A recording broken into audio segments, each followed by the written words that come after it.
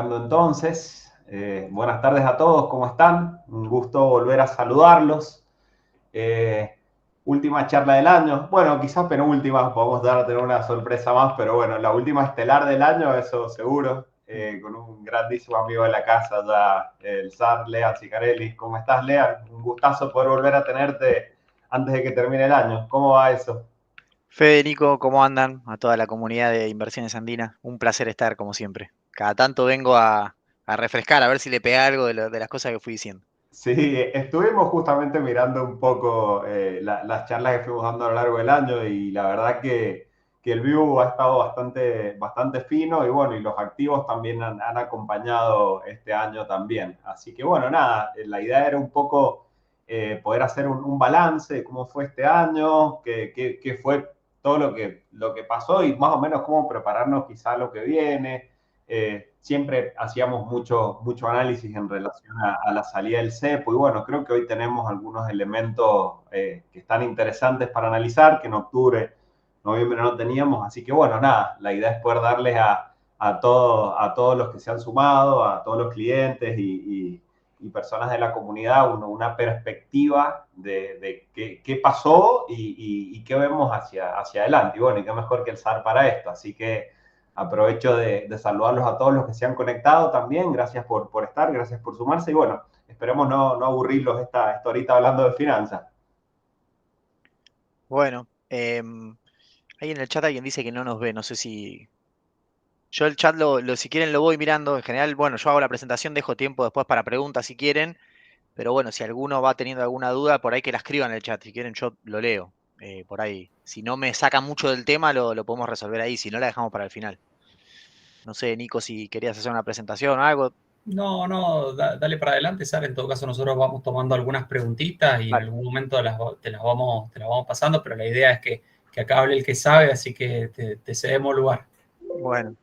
Bueno, como decía Fede, preparé un poco una especie de balance. Bien, a veces en estos procesos que son así tan vertiginosos, está bueno a veces, viste, dar un paso para atrás y mirar, bueno, a ver qué fue pasando, digo, dónde estamos parados, cómo llegamos hasta acá. Creo que recién hablábamos en off un cachito de cómo fueron las visiones anteriores o las ediciones anteriores y qué perspectiva teníamos hacia adelante. Pero bueno, toda perspectiva que haya venido antes de septiembre puede ser equivocada y está bien que así sea, porque la verdad que en septiembre tuvimos un suceso que cambió radicalmente la ecuación macro, que fue el blanqueo. En muchas de las presentaciones yo venía diciendo de que a veces hace ruido o a veces da vértigo ver a los activos ralear tanto y uno parado ya en estos niveles, habiendo visto, por ejemplo, los bonos en 18, tiene algo de pánico, de miedo escénico y es natural y está bien que así sea, porque es como uno tiene que cuidar su plata. Pero bueno, yo venía diciendo, en tanto y en cuanto aparezca flujo, esto puede seguir tranquilamente. De hecho, con poco flujo esto se puede dar vuelta. Y bueno, el flujo finalmente no vino afuera del sistema, pero no afuera del país. Eso fue lo más curioso. La verdad que eh, el blanqueo en ese sentido fue un cambio de juego, fue un oxigenó al modelo, un modelo que venía teniendo avances en frentes como el fiscal, frente monetario, en el frente de la nominalidad, en el frente de los deberes en precios relativos, hasta en el frente político, te diría, la imagen de Milei estaba relativamente estable, prejubilados, y la duda que todos teníamos era el frente externo. Entonces, estábamos todos mirando las reservas netas, viendo a ver cómo iba a ser el gobierno para garantizar los pagos que venían, digo, siempre contando el manguito a ver cómo llegábamos a los vencimientos de enero, y en el medio aparecen 20.000 millones de dólares que cambian la ecuación. Por eso yo decía, el otro día hablaba con un colega ahí, un poco charlábamos, lo mencionaba recién Fede, el tema del cepo, y yo fui uno de los que insistí mucho a mediados de año, previo a la corrida, de que había que mandar un mensaje claro, había que mostrar una hoja de ruta para ir quitando las regulaciones y demás, porque el mercado en algún momento se iba a empezar a poner ansioso.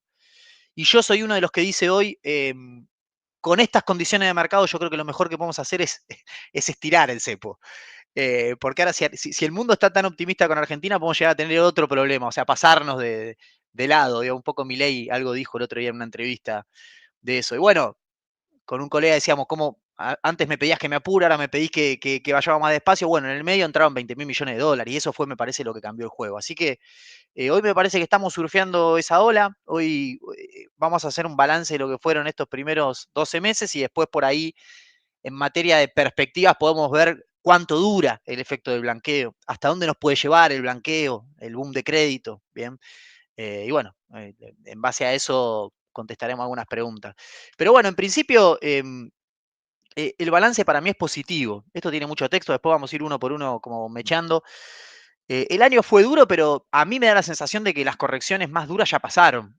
Digamos que el momento más duro de este modelo lo pasamos los primeros 6 meses. En realidad no de este modelo, sino de esta etapa, de este proceso. ¿Bien? Se agarró algo muy difícil, había que hacer correcciones muy duras, eso ya pasó. Y hasta te diría, buena parte de esas correcciones pasaron principalmente en la primera parte del año. La segunda parte del año fue una especie de transición de una economía que se empieza a acomodar a las nuevas condiciones y empieza a pegar un giro, bien, que ahora vamos a ver de qué se compone. Pero digo, buena parte del trabajo sucio que había que hacer, sucio digo trabajo doloroso, correcciones macroeconómicas que no son muy amenas, que generalmente no suman mucho voto y que generalmente no hacen crecer mucho la economía ni estar a la gente contenta, buena parte de ese trabajo sucio ya se hizo. ¿Bien? Se corrigieron los precios relativos, se retrocedió muchos escalones en materia de nominalidad, ahora lo vamos a ver con algunos gráficos, pero digo, nosotros veníamos conversando a velocidad crucero con inflaciones del 10-12% mensual, y acá nadie se horrorizaba, parecía algo normal. Hoy estamos abajo un tercio de eso, ¿bien? Entonces se avanzó mucho en esa materia también. Se logró el superávit fiscal a tal punto de que, después vamos con un gráfico de esto y trato de explicarlo conceptualmente, porque para mí la clave de lo que viene está acá. El gobierno no solo logra el superávit fiscal, que es innegociable, sino que compra margen para que le sobre plata el año que viene. En condiciones normales, ni siquiera siendo muy optimista, al gobierno, con el trabajo sucio que hizo en la primera parte del año y con el compromiso que mostró en la segunda parte del año de mantener eso, el año que viene en condiciones normales le va a sobrar plata para darse el gusto de poder empezar a bajar impuestos. ¿Bien? Eh, en relación al balance del Banco Central, que también estaba detonado, se resolvió el tema de los pasivos. Ahí lo vamos a ver con algunos números grosos, pero digo, no se hizo ninguna magia, digo, se corrigió, se pasaron los pasivos de un lado para el otro, la evaluación ayudó y se recompuso el activo del Banco Central. Después vamos a ver qué significa eso y cuál es el alcance, ¿no? Porque algunos ya deberá estar pensando, pero las reservas netas, sí, ahí tenemos un tema todavía, pero hay otra medición de reservas que me parece que es un poquito menos ácida y es la que nos tiene que importar, que mejoró mucho y es un poco lo que nos trae un poco de calma en el corto plazo, ¿bien? Pero también se hizo un trabajo bastante importante en relación al balance del Banco Central. El mercado de cambio se normalizó, arrancamos pagando importaciones a 120 días, arrancamos con CIRAS, páginas de AFIP que se caían el día que te tocaba la autorización, un caos monumental, un lío ahí de denuncias de esto, de lo otro. Bueno, se pasó un esquema que era un poco soviético, pero había bastante transparencia en el sentido, bueno, pagás a 120 días. Hoy estamos pagando todas las importaciones, pyme, grande, energía, agro, lo que sea, a 30 días. Y con la posibilidad de que eso pase a contado en el corto plazo. O sea, que hay un proceso de normalización del mercado de cambios en el segmento que más nos importa a los economistas, que es el segmento comercial, digo, exportar e importar. Se avanzó mucho. Hoy tenés un mercado de cambio bastante más normal del que había acelerado, así que eso también avanzó bastante. Los ingresos de la población y la actividad terminaron de caer y en algún momento empezaron a pegar la vuelta, y ahora vamos a ver qué podemos decir de eso, en qué estado está eso, pero efectivamente dejaron de caer y hace unos cuantos meses ya, y como si fuese poco, en el marco de todas estas correcciones, Milei tiene más imagen de cuando arrancó el gobierno. Digamos, o sea que en condiciones normales, si uno lo va a medir hoy electoralmente a Milei, debería sacar más o menos lo mismo a lo que sacó, lo cual es un milagro que después de hacer todas estas correcciones el tipo siga manteniendo estos niveles de aceptación. Y esto va a ser muy importante, después profundizamos, porque obviamente un gobierno como el de Milei, que finalmente parecía que tenía por objetivo construir una mayoría junto con el PRO, terminó conformándose con juntar un tercio para evitarle que le den vuelta a los vetos. Y los tipos van con eso. Y parece poco, pero el tipo va con eso. Y gobierna con eso, y gobernó un año con eso. Y no solo que gobernó, porque atrasar tarifa, atrasar el dólar, bueno, con el dólar igual podemos discutirlo, pero atrasar tarifa y hacer todos los líos que hemos hecho los años anteriores, con un tercio es fácil. Lo difícil es hacer todas las correcciones que hicieron con un tercio. Y las hicieron. Y acá están. Bien. Producto de todo esto y de algunas otras cosas más, los activos argentinos se volaron. Y lo charlábamos recién y es entendible el vértigo. Después le voy a decir qué pienso hacia adelante de los activos argentinos, pero spoiler, depende, hay que ver asset class, meterse en cada segmento de activos, pero digo, en términos generales, yo no soy pesimista, pese al rally fenomenal que hemos tenido, no soy pesimista con los activos argentinos. Me parece sí que ahora la película va a pasar por otro lado, en términos generales, en el mercado y en la economía argentina en general. Pero bueno, vamos punto por punto. Yo digo, el balance es bueno. No lo puse acá, ¿o sí? No lo puse, pero el balance es bueno, definitivamente es bueno. Es una opinión, digo, pero podemos hacer algún ejercicio. Bueno, vayamos a ver cuando arrancó este periodo, este proceso, el relevamiento de expectativa de mercado del Banco Central. Y esto no es para empezar con lo de Mandril el otro se equivocó, no la ve. Los colegas son profesionales, hacen estimaciones y tratan de con lo que tenemos estimar a ver qué va a pasar. Entonces, cuando le preguntabas al principio del gobierno, a las consultoras, bancos de inversión y demás, cómo veían las variables macro a fin de año, o sea, a fin de este 2024, la mayoría te decía, mira, vas a tener una inflación de 220 puntos, más o menos, en el año. El tipo de cambio va a cerrar el año a 1.700 pesos, el mayorista, el oficial. Y vas a tener un superávit, vas a tener superávit primario, te van a ser menos de 1 billón de pesos. Bien. Y el PBI te va a caer 4%. Este es medio mentiroso el 4% porque es más a mediado de año empezaron a contestar esto. Pero para exagerar un poco y que se entienda.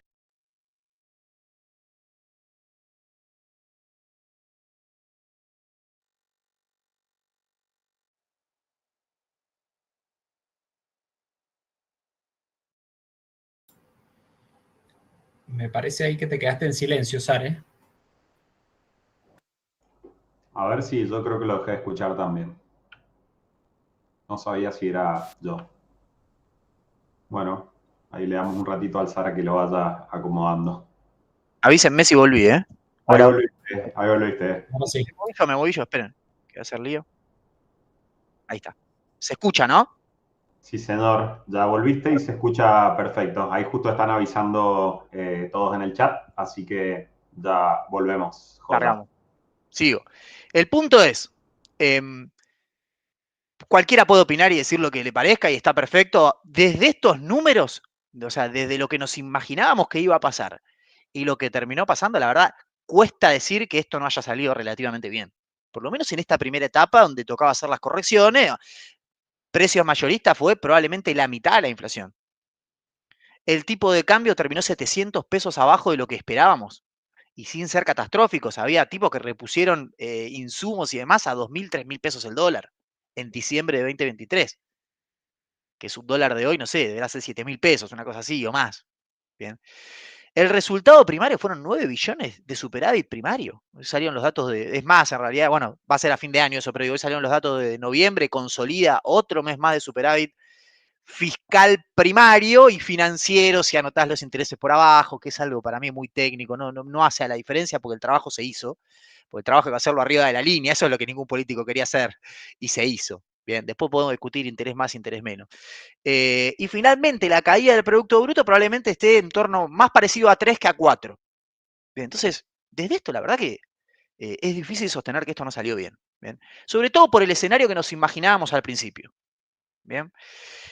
Respecto de lo que viene hacia adelante, digo, cuando vos le preguntabas sobre 2025, cuando vos en diciembre de 2023 le preguntabas a las consultoras cómo ven 2025, de vuelta, te decían, mira, la inflación ya iba a bajar, va a estar en torno a 60, el tipo de cambio se va a estabilizar un poquito, pero te terminan 2.600 pesos el año, y el PBI ahí sí se va a recuperar 2,3 puntos. Cuando les preguntás hoy, las consultoras te dicen en promedio, no, la inflación abajo de 30, el dólar en 1.200, ya está en 1.000, o sea que te va a decir, seguís con un crawling que va a estar en torno al 20% entre puntas en el año, y el rebote va a ser en torno a 4 puntos del PBI. 4 puntos de rebote son más o menos 2 puntos de rebote estadístico, porque diciembre te va a dejar en un promedio 2% arriba del promedio del 2024, y 2 puntitos más de crecimiento entre puntas en el año, promediado, está bien, 4% de rebote, bastante generoso. Pero fíjense, y esto también para entender lo que viene. Ya hay, de alguna manera, no puesto en precios, pero sí una idea de que el año que viene la cosa sale bien, ¿bien? O que por lo menos siguen estos niveles de mejora gradual, ¿bien? Y eso es algo para tener en cuenta. Fíjense cómo se dieron vuelta las cosas.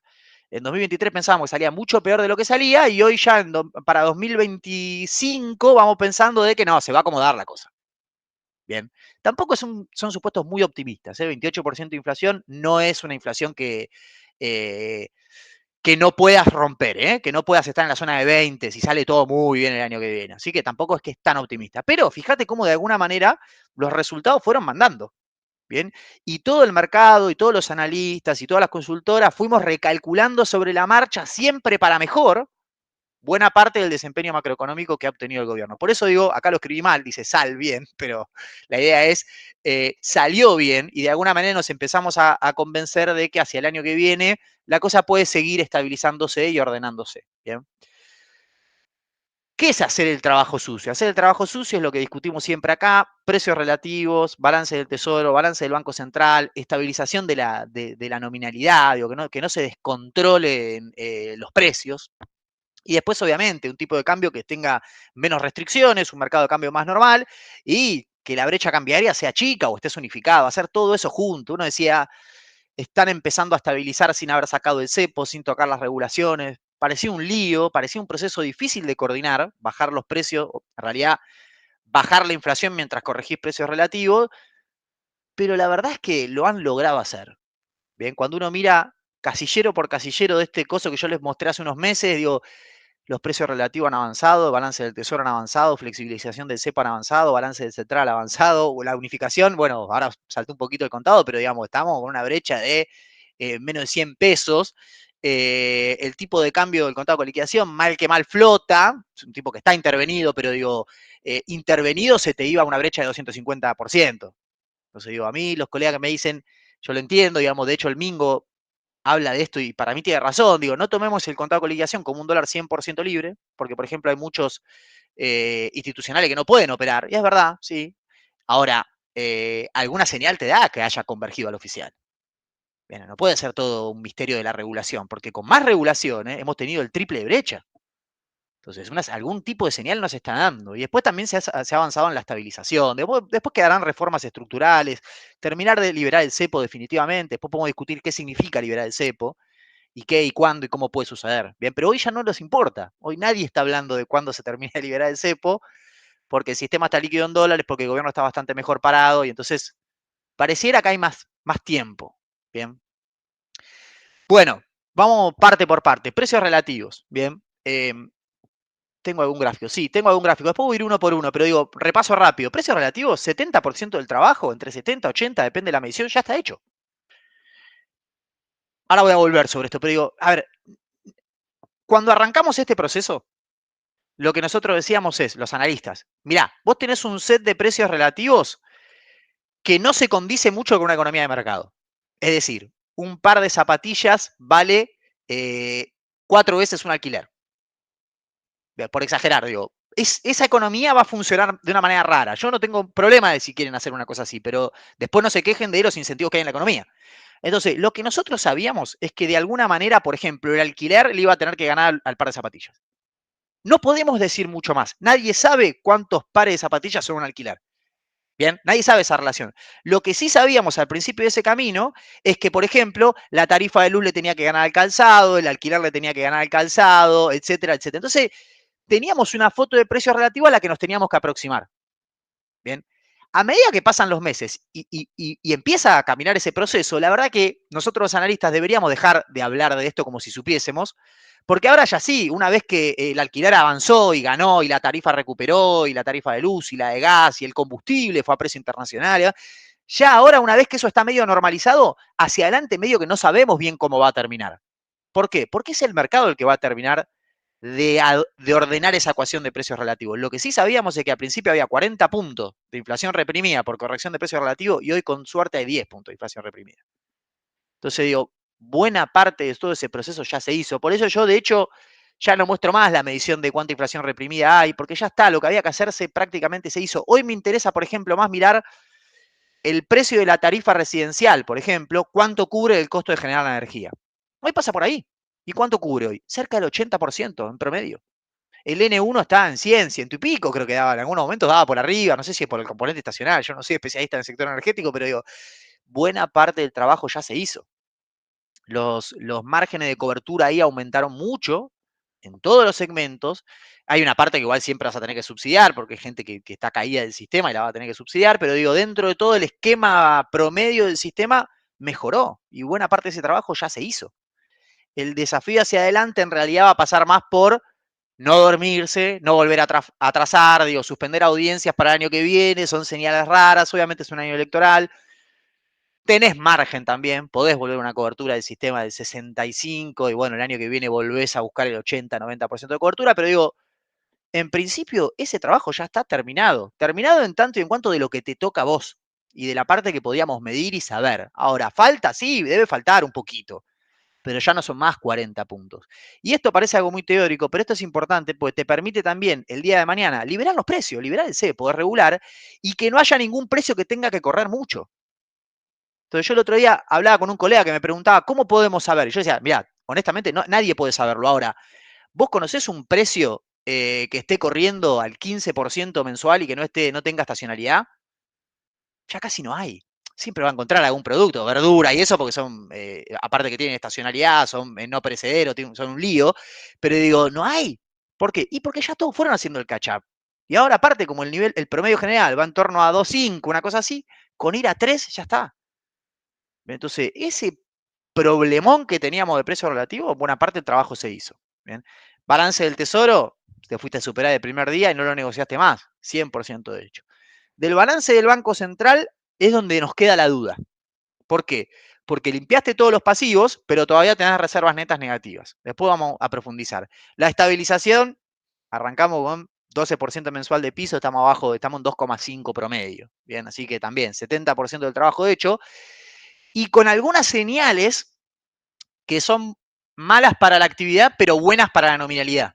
Ahora después lo voy a explicar mejor eso sobre el final. Pero digo, señales de decir, ojo, porque en algún punto daría la sensación de que el gobierno logró generar alguna especie de ancla con la inflación.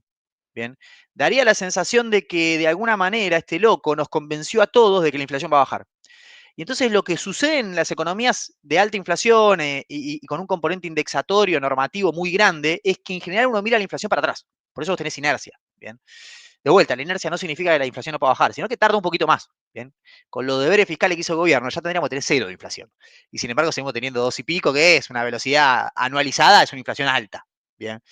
Bueno, porque a veces cuesta un poquito más, tarda un poquito más de tiempo, viene la negociación contractual de tal, de aquel. Bueno, el punto es que daría la sensación de que en los últimos meses, la última escalada de inflación, ¿se acuerdan que estábamos en 4? En algún momento bajamos a 3, bajamos a 2, la inflación empieza a bajar de vuelta y daría la sensación de que empiezan a cambiar algunas conductas indexatorias, ¿bien? Que es que empiezan a mirar hacia adelante y empiezan a confiar en que la inflación va a bajar. Entonces, todas las pautas indexatorias hacia adelante empiezan a bajar y eso hace que la inflación baje más rápido porque empieza a desaparecer la inercia.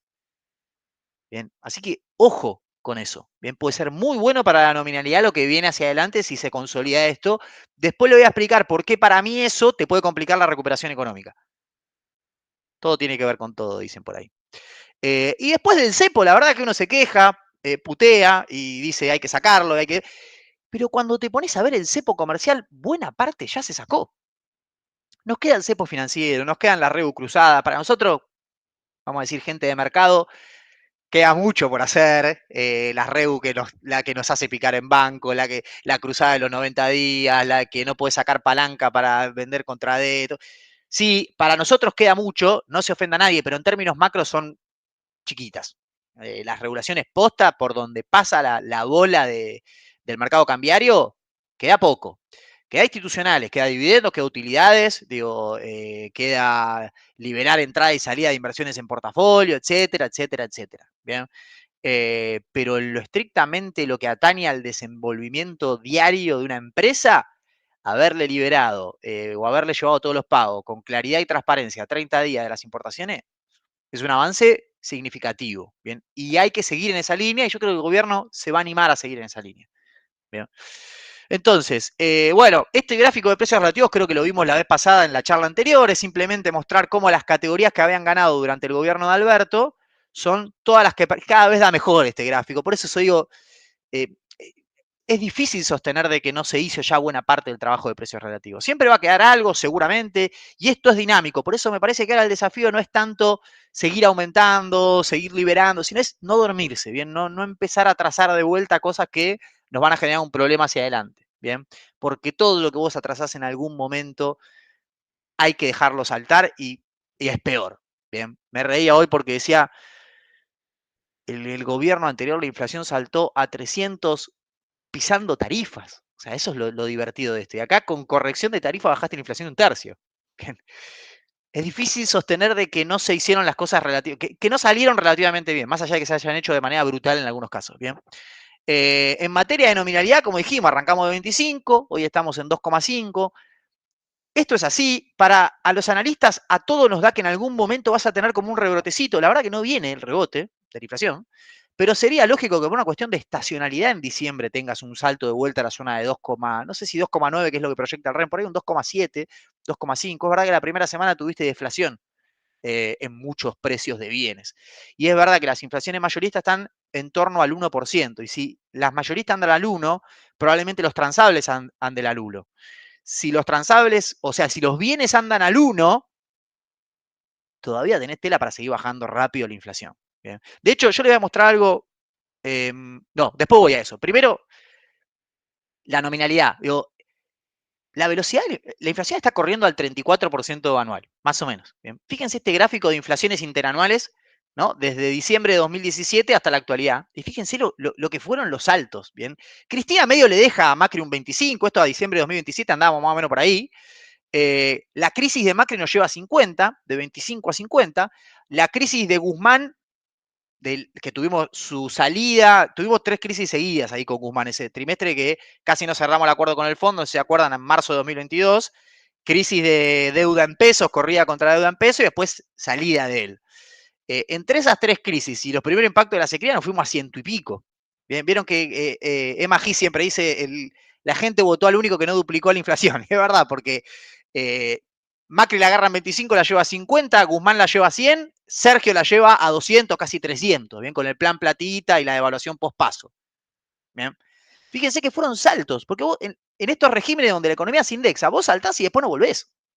Entonces vos estabas en 25, salió mal, te fuiste a 50. Y después quedaste en 50. Salió mal y te fuiste a 100. Te quedaste en 100. Salió mal y te fuiste a 300. ¿Bien? Este loco nos hizo desandar básicamente 3 saltos de nominalidad. Hoy, en condiciones normales, y aparte sostenible la inflación que Milei tiene, en condiciones normales, a medida que pase el tiempo, vamos a ir a inflaciones interanuales en torno del 30 y pico por ciento. O sea que el tipo borró de un sablazo la devaluación del plan platita de masa, la crisis de Guzmán y la sequía, y la crisis de Macri. En un año, habiendo hecho todas las correcciones de precio relativo y todo lo otro que hablamos, nos devolvieron a un régimen de nominalidad parecido al que teníamos en 2016. Es un montón. Bien, viéndolo así, es un montón. Después todos los líos de nominalidad que fuimos sumando, ya descontó 3 de esos líos, 3 de los 4 líos de nominalidad los descontó de un plumazo. Bien, obviamente esto tiene costos, nadie está diciendo de que somos Suiza o de que lo hizo gratis y nadie sufrió en el medio, se sufrió, pero los resultados están. Bien, también sufríamos en el 289 y encima no teníamos resultados. Bien. Bueno, este gráfico es el que les quería mostrar, que es horrible, pero el objetivo de esto es entender cómo fue el proceso de desinflación. Entonces, ¿qué es lo que hice acá? Le voy a mostrar como una foto más chiquita y después volvemos al grande. Lo que hice acá es, en el eje de horizontal, puse la inflación de bienes. ¿Bien? Entonces fui aumentando de a 0,5%. ¿Bien? Entonces, 0,5, 0, 0,5, 1, 1,5, 2, 2. Y en el eje de ordenadas, digamos, el vertical, puse la inflación en servicios. Bien, entonces, dada la ponderación que tiene el IPC del INDEC, si vos tenés una inflación de 3% en bienes y 4,5% en servicios, esta matriz te da el nivel general de la inflación, 3,5. Bien, entonces, veámoslo yéndonos a 25 en bienes y 25 en servicios. Y veamos cómo fue la ruta de la desinflación. ¿Cómo fue la ruta de la inflación? Vos metiste un sablazo con la devaluación, liberaste todos los precios regulados y entonces te fuiste a una inflación de 25 en diciembre. Durante la primera etapa del año hasta mayo, en realidad la desinflación fue básicamente porque esta curva se movía para allá. No sé si se ve mi mouse, pero esperen que voy a dibujar, porque si dibujo se va a ver mejor. Bien. La ruta de la desinflación hasta mayo fue esto. Vos te ibas moviendo para allá. ¿Qué significa que te movías para allá? Que lo que bajaba eran los bienes. Bien, cuando vos te movés para allá, bajan los bienes. Cuando vos te movés para arriba, bajan los servicios. Fíjense que durante los primeros 6 meses de gobierno de Milei, los servicios no daban mucha tregua. En realidad eran los bienes que estaban tratando de converger rápido al 2% del crawling peg. Entonces, vos le metiste una DEVA y dejaste el tipo de cambio planchado para que los transables se te acerquen a la zona del 2 en un par de meses. Era obvio que no iba a ser el mes 1. Bien. Mientras tanto, los servicios seguían corriendo al 14, 15%. ¿Por qué? Porque dentro de los servicios estaban todos los precios relativos que vos tenías que corregir. Bien. ¿Qué es lo que sucede? Allá por mayo, el gobierno lo que dice es, bueno, pospongamos un aumento de tarifas, frenemos los servicios y eso nos va a permitir ir a un nuevo régimen de nominalidad. ¿Por qué? Y porque con la inflación de bienes que nosotros tenemos, si los servicios aflojan rápidamente, la inflación va a bajar fuerte. Y acá fue cuando la inflación bajó de la zona de 8 a la zona de 4. Bien. Y acá empezamos a jugar en la zona de 4 y pico, que de hecho, vamos a hacer zoom, es esto que tenemos acá. ¿Por qué estuvimos tanto tiempo en 4%? Básicamente porque los bienes no podían romper el 3. Y como son el 70% de la canasta, los servicios te iban pasando de 7 a 6,5, a 4 y pico, pero si los bienes no rompían el 3, iba a ser difícil que vos, en realidad, rompas el 3 más que el 4. Bien. Claro, cuando los bienes allá por la zona de octubre rompen el 3, rápidamente te tiran el 70% del índice abajo. Y ahí es donde vos rompes el 4%, te vas a la zona de 3,5 y rápidamente te vas a la zona de 2,7 de promedio. Bien. Y acá donde está jugando hoy, lo que nosotros pensábamos es que los bienes se quedaban en la zona de 2% en noviembre. Entonces, por eso decíamos, mirá, si los bienes se quedan en la zona de 2% y estás corrigiendo todavía algunas tarifas, los servicios andan en la zona de 4, 4,5, vas a andar por acá. 2,7, ¿bien? 2,6. No le pidas mucho al dato de noviembre. Claro, la sorpresa nos la llevamos que la buena parte de los bienes fueron al 1,5, muy ayudado por estacionales, que de hecho tuvieron deflación en el mes de noviembre. Como los estacionales se te fueron, te llevaron los bienes a la zona de 1,5, rápidamente te fuiste, los servicios no desaceleraron, pero te moviste para este lado. Fíjense el impacto que tiene cada 50 basis que te moves en los bienes, porque son el 70% de la canasta. ¿Bien? ¿Qué es lo que uno se espera hacia adelante? Bueno, puede que de alguna manera saltó la carne y los estacionales en diciembre te juegan al revés, o sea, te juegan mal. Ponele que los bienes vuelvan a la zona del 2. Si los servicios quedan entre 4,4 o 4,5, la inflación que viene va a estar en 2,6, 2,7. Bien. Puede ser un poquito más. Bueno, va a depender de que hagan los bienes. Bien. No creo que vayan ya a la zona de 2,5, probablemente de 1 y pico que estuvieron en 1,4, creo que dio. Probablemente vuelvan a la zona de 2. Si se van a la zona de 2,5, bueno, ya no vamos más a un 2,9 por ahí en diciembre. ¿Qué es lo que tiene el REM en precios? Bien. Pero este es el juego. Yo no le doy tanta bolilla a lo núcleo, a lo estacional, cuando el estacional te baja y hay deflación, me llama la atención. Pero en general yo creo que pasa por los bienes y los servicios. Vos le pusiste un ancla del 2% y de hecho los mayoristas ya están yendo al 1%, con lo cual los bienes tienen margen para quedarse en esta zona. Si los bienes se quedan entre la zona de 1 y 1,5, saquen diciembre, porque va a tener estacionalidad mala. Si en enero o febrero volvemos a la zona de 1, 1,5 para los bienes, bueno, los servicios de alguna manera van a empezar a aflojar y nos vamos a ir a inflación abajo de 2. Vamos a estar en la zona de entre 1,7 y 2,2. Bien, es tan simple, es matemático, no tiene mucha ciencia. Y el punto es, lo están logrando, porque no sabíamos si los bienes iban a llegar al 2, no sabíamos si los bienes iban a ir al 1,5, no sabíamos, bueno, los mayoristas que tienen un componente de transable muy alto, ya te corren al 1 y pico. Te puede estar anticipando que los bienes te vayan a buscar ese nivel. Bien, entonces, nada, no solo se logró mucho en materia de nominalidad, sino que, más allá de lo de la conducta indexatoria, uno se puede poner, no te digo optimista, pero digo, esto puede seguir. Bien, el gobierno puede seguir bajando la inflación. Ahora se viene otro masazo para la inflación, que es que probablemente a partir de febrero el crawling peg pase al 1%. Masazo. Nada, desapareció el impuesto país, más bajás el crawling al 1, seguís comprando margen, bien, para traer la nominalidad a estos niveles. Después discutiremos el tipo de cambio real. En materia fiscal, no le den bola al nivel en el que están las curvas, porque es algo técnico. Digo, no importa que una esté arriba de la otra, a eso me refiero. Sí les quiero mostrar esto, esperen que no sé dónde tengo acá. Acá lo que tenemos es ingresos y gastos del tesoro desestacionalizados en términos reales. Bien, la curva que más me importa, las dos son muy importantes, pero arranquemos por la de los gastos. Milei asume y el loco se hace un ajuste de 25%, o sea, reduce el gasto en términos reales 25% en 3 meses, lo cual es un delirio. Desaparece un cuarto del gasto en 3 meses. ¿Bien? Lo que hace básicamente lleva a un régimen de gasto público mucho más bajo. ¿Bien? Y ahí con sus idas y vueltas medio lo estabiliza. ¿Bien? De hecho, si uno se pone generoso, esta curva baja fuerte así y después queda media estabilizada ahí. ¿Bien? Estos por el aguinaldo que se pagó descalzado, bien, pero nada más. En promedio, ¿bien? El gasto está estabilizado. Y esto es algo que yo me peleo con todos los colegas porque buena parte de ellos parten del diagnóstico de que el ajuste es cada vez más violento o el ajuste se sigue profundizando el ajuste. No. El ajuste está estabilizado. El ajuste se hizo en los primeros 6 meses del año.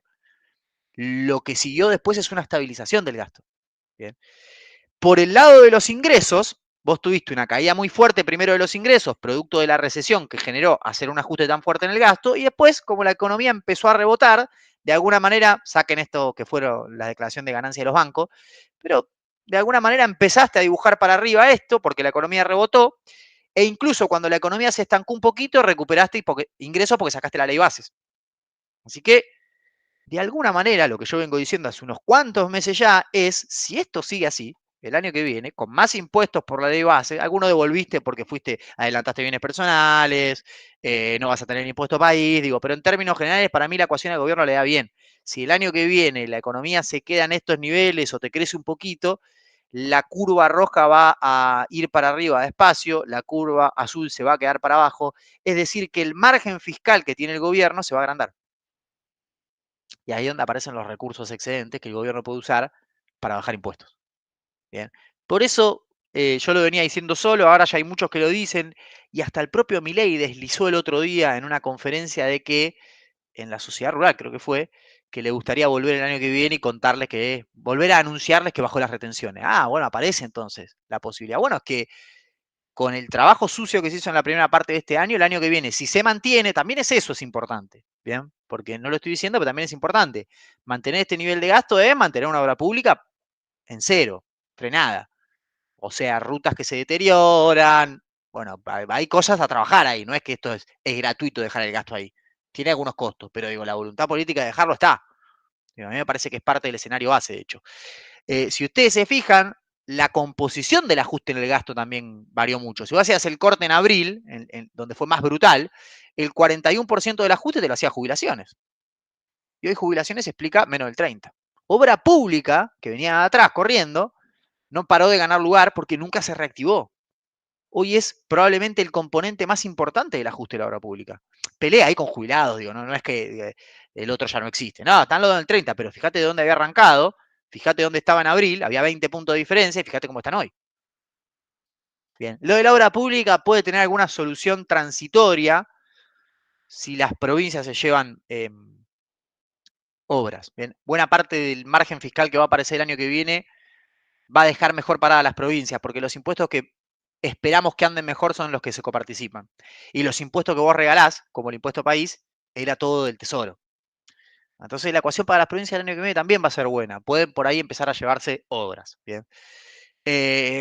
Nada, para que lo vean en perspectiva, digo, ahí salió el dato de noviembre, no sé cuánto, sé que vino superávit financiero y primario, nos falta acá, esto de andar por acá. Pero acá tienen el promedio de déficit acumulado en los últimos 12 años. Para esta altura del año tendríamos que tener 1,5 un punto 25 de déficit y creo que ya debemos estar en 2 puntos de superávit. Bien, este es el ajuste que se hizo. De hecho, se recibió, se heredó 2,7 de déficit, bien, y se lo llevó a 1,8. Es un trabajo muy grande. De hecho, en diciembre tenemos que llegar a 1,5 en lo que va del año, pero diciembre tiene estacionalidad muy negativa el resultado fiscal por el medio aguinaldo, el medio SAC de la administración pública, pero le sobra a Milei para llegar hasta 1,5. Y de hecho, eso quería decir, el año que viene no solo se amplía la diferencia entre los ingresos y los gastos, sino que tenés una exigencia de superávit primario más baja. Es 1,3 en vez de 1,5. Así que si esto sigue el rumbo que está teniendo, de que las cosas se acomodan y no tenemos ningún cimbronazo, que siempre estamos sujetos a que pase algo, pero si no pasa nada, va a haber margen el año que viene de lo fiscal. Bien. ¿Qué pasó con el balance del Banco Central? Bueno, del lado del pasivo se hizo un trabajo bastante sobrio, digamos. No se hizo magia. A veces, viste, parece que las LELIQs o los pases desaparecieron, viste, hicieron algo extraño. Digo, la verdad es que no hicieron nada extraño. Entre todos los pasivos más significativos que tenía el Banco Central heredados, tenía el repo con el BIS, tenía las LEDIVs, que eran como las LELIQ, pero en dólares oficiales, las LELIQs justamente, y pases pasivos. Bien. Tenía más o menos 69.000 millones de dólares valuados al tipo de cambio oficial. Bien, ahora explico eso. ¿Qué tiene hoy? 9.000 millones. que son básicamente los bopreales. Bien, las LEDIP ya vencieron todas, de los bopreales encima pagaste una parte, ya estás pagando capital, en el 2 creo que es. El repo con el BIS lo cancelaste todo, las LEDIC desaparecieron y los pases desaparecieron. O sea, el balance del pasivo se saneó absolutamente. Ahora vemos cómo. Porque la broma está, ¿dónde fueron las LELIX y los pases pasivos? Bueno, para empezar, acá estamos evaluando todo al balance del Banco Central, o sea que lo estamos usando el dólar oficial. ¿Tiene sentido o no tiene sentido? Tiene sentido porque el Banco Central cuando opera, en CIOPEL, en el MAE, opera el dólar oficial. Así que el Banco Central tiene sentido que evalúe su contabilidad del dólar oficial porque compra y vende al dólar oficial, efectivamente. Bien. Ahora, se puede hacer también al paralelo y la conclusión es la misma, solo que la licuación pasó en momentos distintos. El punto es, todos estos pasivos en pesos remunerados que vos tenías, cuando devaluaste, los pasaste a la mitad, o sea, pasaron a tener la mitad de peso. Eran 60.000 palos, pasaron a ser 30. ¿Por qué? Porque devaluaste, negro. Bien, en dólares, como estaban nominados en pesos, pasaron a ser la mitad. Y después de esa mitad es medio, un tercio, un tercio, un tercio. Un tercio estiraste duration, lo mandaste a bopreales. Los pesos los pagaste en efectivo y los llevaste a bopreales. Bien. El otro tercio se lo llevó el Tesoro vía LECAPS. De hecho, durante muchos meses estuvieron en la cuenta del Tesoro. ¿Se acuerdan que había como 15 billions en un momento y ya queda menos, pues se fueron usando, pero Dios se fue ahí. Bien. Y el otro tercio, otros 10 billones de dólares, son las LEFI. Bien, que cambiaste los 10 billones. Ahí está. Eran 60, devaluaste, pasaban a 30 y más o menos para resumir hiciste 10 bopreales, 10 LEFI y 10 LECAP. Bien, no hay ninguna magia. Alguno podrá decir, no, esto vos lo tenés que evaluar al dólar paralelo. Bueno, al dólar paralelo, la licuación que te acabo de contar había pasado en octubre de 2023, que fue cuando raliaron los dólares paralelos. Bien, ahora lo que está haciendo es devolver buena parte de esa licuación. Por ahí con el gráfico de tipo de cambio real multilateral se vea mejor eso, bien, cuando discutimos todo este tema de la inflación en dólares y qué tan caro estábamos y demás. Bueno, pasivo del Banco Central, bien trabajado. Bien, hasta tenés ayuda de la remonetización de la economía que te absorbe peso. La verdad que la cosa fue bastante prolija. Se hizo lo que habría que hacer. Bien. O sea, ninguna locura. Evitar una locura era algo importante. Del lado del activo, es verdad, las reservas netas del Banco Central, que habían arrancado en la zona de 11.000 millones, llegaron casi a positivas o casi a cero, que es esta parte que tenemos acá. No llegaron a tocar el cero, pero andaban por ahí, bien medidas, o sea, restando CDs, restando los bopreales, vencimientos un año vista, siendo justo con la medición, no omitiendo nada, ni sumando nada tampoco que no corresponde, bien, la medición que es usando la metodología del Fondo Monetario, con la discusión de si restar o no los depósitos. Yo acá no los resto, pero no está mal restarlos. ¿Bien? Igual esa cuenta, cuando el Tesoro paga, se anula, digamos, coinciden los números. Y si el Tesoro tiene dólares de más, yo no lo restaría, pero bueno, nada, en fin, es discutible. Pero bueno, efectivamente, desde julio en adelante, entramos en un sendero de devolver reservas netas. ¿Bien? Esto que había sido -2 en algún momento, hoy ya está en la zona de -5 y pico, más lo que tenés que pagar en enero, esto se te va a ir a la zona de 7, ponele, 8 billions negativas. Bien. ¿Existe la posibilidad de que en el corto plazo volvamos a 11? No sé, no creo. Era un escenario base en un principio, pero como el Banco Central está comprando reservas de manera significativa en el mercado de cambio, por ahí puede empatar, bien, con los pagos y quedarnos en esta zona, tal vez empezar a acumular. Obviamente, a partir de abril, mayo del año que viene ya tendría que empezar a acumular porque viene la gruesa. Bien. Lo divertido de todo esto es que acá tuvimos una corrida cambiaria y acá no paraban de escupir dólares. Entonces, ¿qué pasó en el medio? ¿Qué fue lo que cambió? Que acá estábamos preocupados y acá estábamos en Disney, más allá de los saltos de estos últimas tres ruedas. Bueno, lo que pasó es que en el medio vino el blanqueo y la cuenta que mejoró mucho es la cuenta de reservas internacionales líquidas. Es decir, los dólares que de verdad tiene el Banco Central para intervenir. Y acá vos me podrás decir, ¿estos dólares de quién son? No importa, porque el dinero es fungible, nadie sabe de quién son. Son tuyos, son míos, son del que los tiene quién, el Banco Central, entonces los puede usar. De hecho, está claro que usa los dólares de alguien más, si no, no podría tener reservas internacionales netas negativas. Bien. El problema que nosotros teníamos hacia fines de 2023 es que no solo teníamos netas negativas un montón, sino que no teníamos reservas líquidas. Esta cuenta es confidencial, nadie sabe cuántas teníamos, pero despejando de los balances, con suerte teníamos 200 millones, 300 millones, una cosa así. Bien. El punto es que el Banco Central compró, empezó a devolver, sin embargo, las reservas netas se estancaron, pero las líquidas volaron. ¿Por qué volaron? Bueno, acá tenés de todo, liquidación de préstamos, prefi del agro, dólares del blanqueo que de las sucursales pasan al Banco Central bajo la forma de encaje y se suman en las reservas. Son reservas líquidas que el banco tiene para intervenir. O sea, que el Banco Central, pese a tener reservas netas negativas por 5.000 o 8.000, dependiendo de la medición que uses, tiene 11.000 palos para darte con un caño. Si mañana quiere bajar el dólar, lo puede hacer. De vuelta, esto no significa que esté todo bien o que porque tiene 11.000 palos ya está todo resuelto. No, lo que digo es, ganó mucho poder de fuego. El punto es, hay que ver cuál es el humor del mercado y cuánto tolera este negativo. Bien. Hace 2 semanas nadie se preocupaba. Si el mercado se empieza a preocupar y esta cuenta se acelera, y bueno, podemos tener un problema igual. Ahora, el central espalda tiene.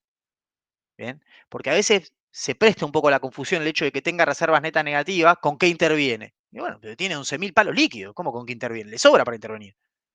¿Y cuánto dura? Y bueno, eso depende mucho. Bien, los bancos, ahí me pregunta uno en el chat, Javi, los bancos deben tener como 13.000 palos más en efectivo en las sucursales, algo así. No, es bestial, es bestial. La liquidez en dólares del sistema hoy después de blanqueo es bestial. O sea, si hay una cosa que no me preocupa hoy es la liquidez. De hecho, vos fijate que hace poquito estábamos discutiendo que se rumoreaba que los bancos le estaban pidiendo al Banco Central que le flexibilice la capacidad de prestar dólares a las empresas. Vos no le podés prestar dólares a una empresa que no tenga ingresos en dólares, para que no se descalce. Y eso es una medida macroprudencial que nosotros le damos del corralito que para mí está muy bien implementada. Los bancos, se supone, esto no está confirmado, le habrían pedido al Banco Central, che, no me podés flexibilizar eso. ¿Por qué? Porque estoy hasta la manija de dólares y no sé a quién prestarle. Está bien, los ojeros te toman, hacen prefi, los importadores, pero Chan, yo sigo teniendo dólares y no me dan abasto para prestar. Flexibilizámelo y puedo prestar más rápido. Ese es el nivel de discusión en el que está hoy el sistema financiero. ¿Bien? En el segmento dólares. Lo súper líquido que está. ¿Bien? Así que no hay problema en ese sentido. No veo ningún problema en el corto plazo. Ahora, sí quiero decir algo, porque lo mismo pasa con el Fondo Monetario, lo mismo pasa cuando se habla en el mercado de la bazuca, ¿bien? No, vamos a conseguir una bazuca para que se queden tranquilos de que tenemos 15.000 palos y no pasa nada. No funciona así, ni la macro ni el mercado. Si la cosa está bien y hay buen ánimo, con 1.000 millones de dólares salí del cepo. Con menos 10.000 salí del cepo. Líquidas, 500 palos, salí del cepo. Si la cosa está mal, ni con 100.000 palos salís del cepo y sale bien.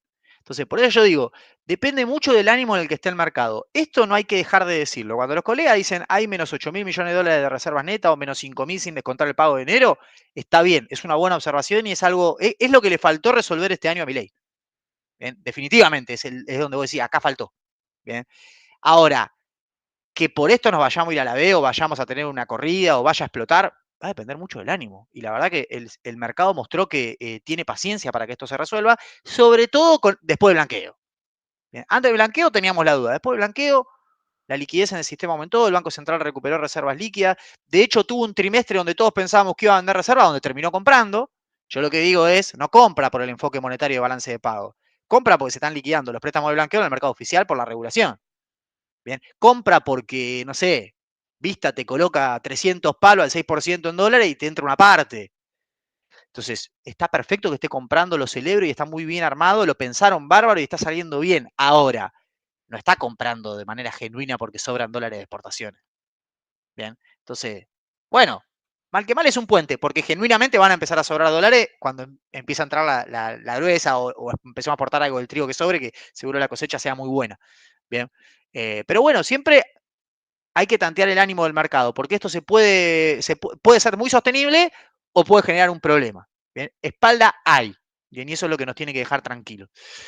Y después la actividad, la actividad, los ingresos, de alguna manera acá lo que tenemos es la actividad con ajuste estacional, el PBI mensual, el EMAE, digamos, conocimos este dato ya del PBI, o sea, la cuenta media definitiva de cuentas nacionales, crecimiento de 3,9 intertrimestral.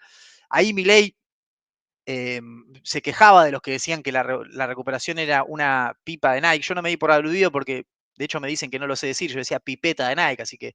Pero bueno, si me lo decía a mí, voy a confesarles algo.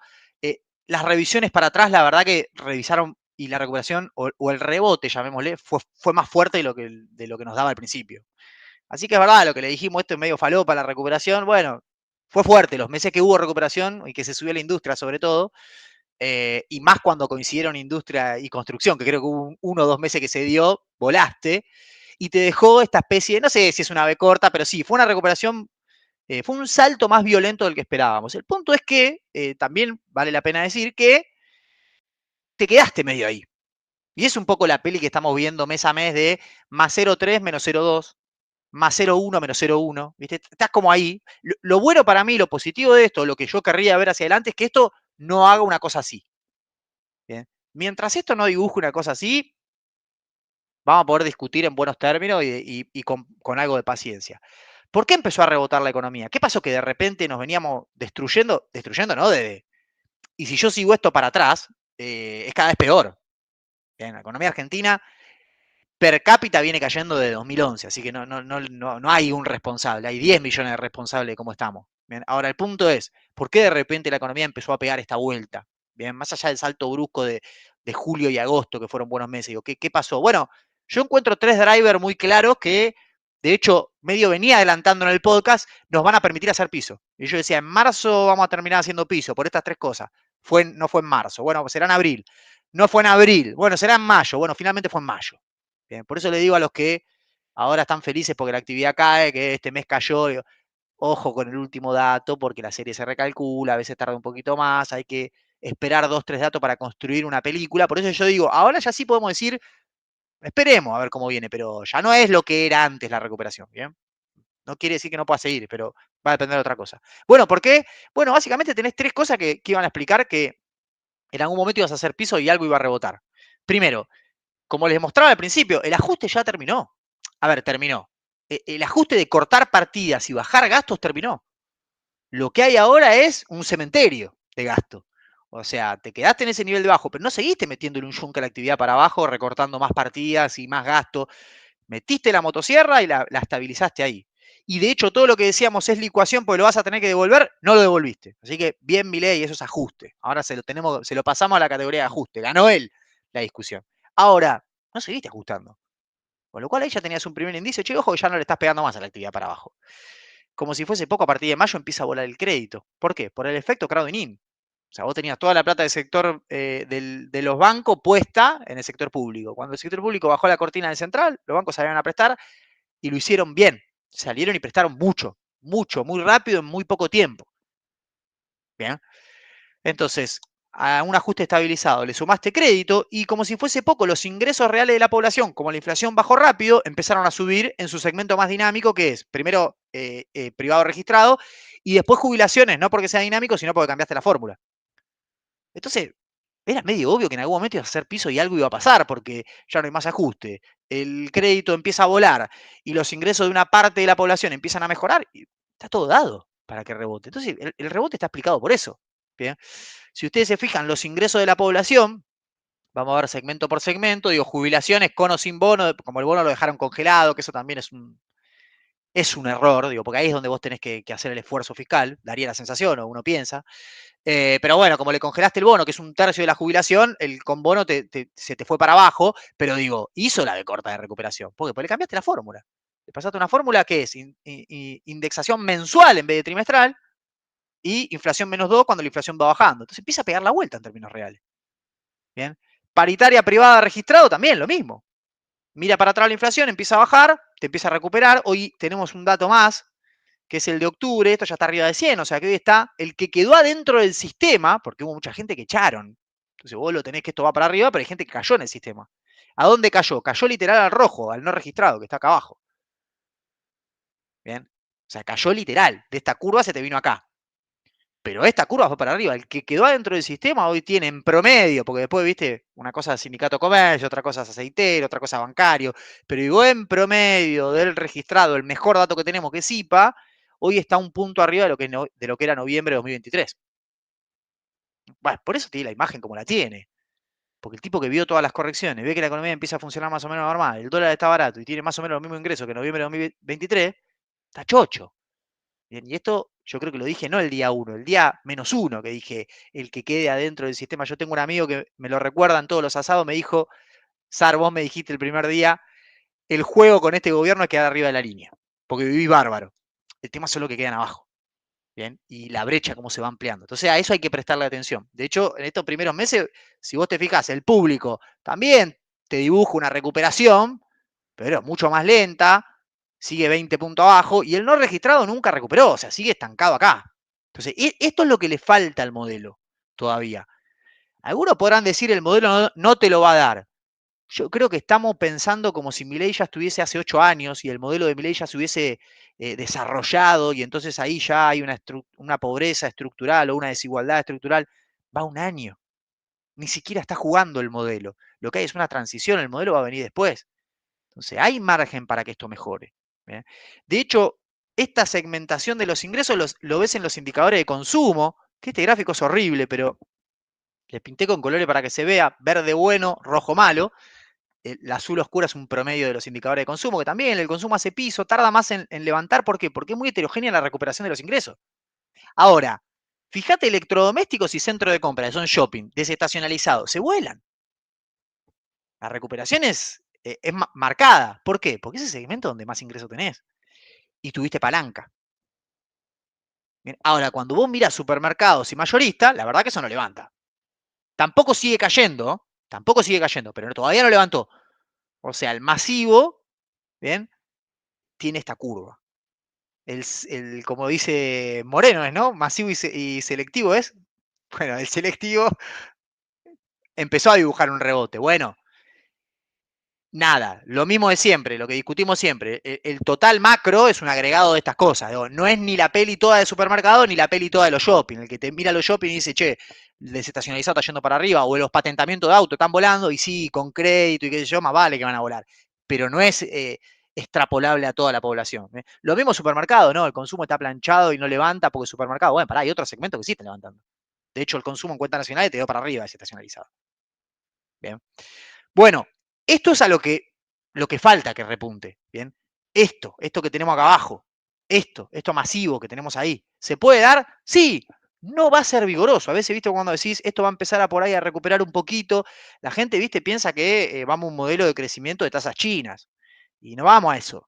¿Bien? No en el corto plazo, por ahí, no sé, sale bárbaro y sí, pero digo, no lo veo todavía, no lo vemos en las estadísticas, no hay nada que esté volando, más allá de los sectores primarios y demás. Pero bueno, el año que viene empiezan a entrar proyectos del RIGI, ya se van a empezar a materializar, a monetizar. Bueno, hay que verlo andar al modelo. Bien. Finalmente, esto para que se entienda, y no me reextendí con el tiempo, pero para que se entienda cuando yo digo que cambie la dinámica indexatoria y que pasemos de backward looking, o sea, de mirar para atrás, a forward looking, o sea, mirar para adelante, de alguna manera lo que genera es que el salario privado registrado deje de subir o de rebotar por este componente indexatorio de que la inflación baja y yo miro la paritaria para atrás. Entonces, y ahí se va a estabilizar. Y ahí va a depender el salario real de componentes más de mediano o largo plazo, como pueden ser la productividad. Bien. Entonces, yo lo que armé acá es algo simple para que se entienda. Suponete que vos tenés la inflación, ¿bien? La inflación mensual que tuvo Milei. ¿Bien? Al lado vamos a poner una paritaria que es T-2, o sea, la inflación de hace 2 periodos. Como tiene la jubilación, de hecho. ¿Bien? Entonces, ¿cómo te queda el salario real mirando para atrás? Y bueno, como la inflación va para abajo, el salario real empieza a recuperar y te dibuja esta curva que vimos acá. ¿Qué es la curva que vimos recién con el... Eso ya pasó, no es algo que estemos discutiendo. Sucedió. ¿Bien? El punto es, en algún momento esa curva se frenó. El dato de octubre es bueno, pero digo, teníamos ya 2 o 3 meses, che, la inflación volvió a bajar, pero ahora el salario no recuperó.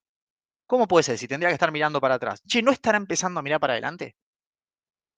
Bien. Entonces, fíjense cómo, si yo cambio la dinámica salarial y empiezo a mirar en T+1, bien, por 3, porque también esa es otra cosa que pasaba, vos tenías ajuste todos los meses, ahora tenés por trimestre. Bien. Esos son cambios que, no sé, me resulta raro que los colegas lo dejan pasar, ¿viste? Che, estamos hablando de la inercia, estamos hablando de cómo funciona este régimen. Los tipos están empezando a mirar para adelante y vos no te das cuenta. Las paritarias, el periodo de ajuste se empieza a aumentar y vos no te das cuenta. Y eso está generando un cambio. Que de vuelta, no es que de un día para el otro es un switch y cambió. No, es un proceso. Hay un sindicato que sí, otro que no. Hay meses en los que sí, meses que no, pero digo, algo está cambiando, porque eso hace 4 meses no pasaba, bajo ningún aspecto. Entonces vos fíjate, si Los sindicatos ahora solo pueden negociar mirando para adelante y empiezan a sacar 2.5, 2.5, 2.7. El salario real deja de hacer esta peli creciente y se estabiliza. Si el salario se estabiliza, se te cae uno de los 3 drivers que teníamos para la recuperación. Que no quiere decir que esto haya dejado de funcionar y que haya que sacarlo a Milei del gobierno. Lo que digo es, para que el salario real crezca desde estos niveles, necesitas otra cosa, que es como crecen los salarios reales en el mediano plazo en las economías desarrolladas, con aumento de la productividad. Que de vuelta, lo aclaro porque por ahí hay público acá que no me conoce, no me escuchó nunca, aumento de la productividad no significa que la gente es vaga y no quiere trabajar. Significa que por ahí a veces no tiene la tecnología para trabajar de la mejor manera, significa que a veces no tiene la mejor ruta para llevar su producto al puerto en tiempo y forma. Entonces, la discusión de la productividad no es una discusión que tenga que ver solo con los que trabajan, tiene que ver con todo, con los empresarios, con el Estado, etcétera, etcétera. Pero se viene. La economía argentina definitivamente tiene que ir a estándares de productividad más razonables. ¿Bien? Porque es muy fácil la discusión de estás caro en dólares. Bien, yo le voy a contar una anécdota mía personal. A mí no me gusta hacer esto de hacer una teoría económica de algo que me pasó a mí, pero digo, hablamos del dólar. Ahora, vos vas a comprar un mueble y te lo entregan a 90 días. Yo no sé si el problema ahí es que el dólar está a 1.000 pesos. Digo, evidentemente hay un problema en esta cadena, o están vendiendo muchos muebles, cosa que no creo, o tenemos un problema de productividad serio, que tal vez no tenga que ver o sea culpa del tipo que hace los muebles, porque el tipo me puede contestar, ¿sabes qué pasa? Yo tengo que pagar este impuesto, llevar el camión hasta allá, porque si paso por tal provincia, el no sé qué sanitario, y la ruta está mal, entonces te tengo que cobrar el camión, entonces los camiones no dan abasto. Entonces es una discusión bastante más amplia, digo que vamos a tener que darnos hacia adelante. Un poco es una de las conclusiones que quiero dejar después. Después, bueno, Milei, al tipo la imagen le crece. Las imágenes van para abajo. Bien, o sea, no, la imagen de un presidente cuando empieza a gobernar va para abajo, nunca va para arriba. ¿Bien? De manera sostenida. Después tiene picos, digo, pero en general es administrar esa caída. Tenés momentos donde Cristina, Macri 2017, pero bueno, tuviste crecimiento económico, la cosa se te acomodó y de alguna manera lo lograste, pero son excepcionales. Bueno, lo de Milei es raro. Como hace corrección y ya van 2 meses seguidos que esto va para arriba.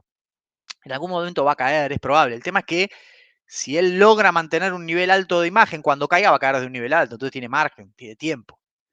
Bien.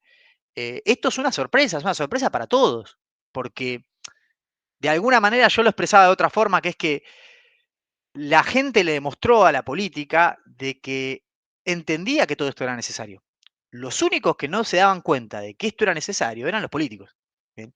Y bueno, puede ser porque viven en una nube de pedo con chofer y claro, no iban al supermercado. En diciembre del 2023 no había producto, estaban las góndolas vacías, el dólar volaba, no se podía importar, era un desastre.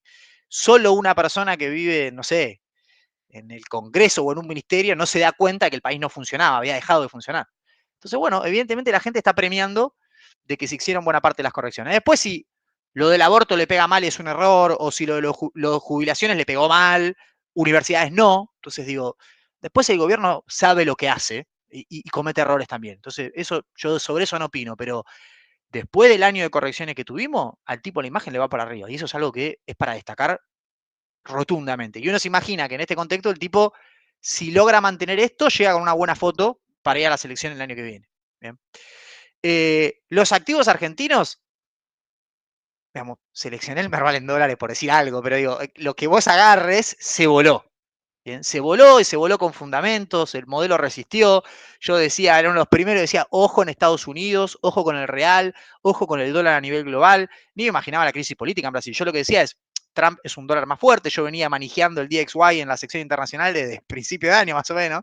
De hecho, me comí toda la baja, después empezó a subir y me decían, Sar, finalmente tuviste razón. Igual acá lo que importa es el timing. Pero de alguna manera me terminó dando la razón. Después vino Trump, después explotó Brasil y el modelo resistió todo eso. El modelo tuvo embates serios en el lugar donde más miedo teníamos, que es el frente externo, y lo resistió. En parte porque hiciste los deberes, el precio de los activos también lo resistió. Yo lo único que voy a decir acá es, pueden seguir subiendo. El equity es lo que, a ver, si yo tuviese que elegir, prefiero ir a soberanos, bien, bonos, porque el equity ya hizo un rally significativo, bien.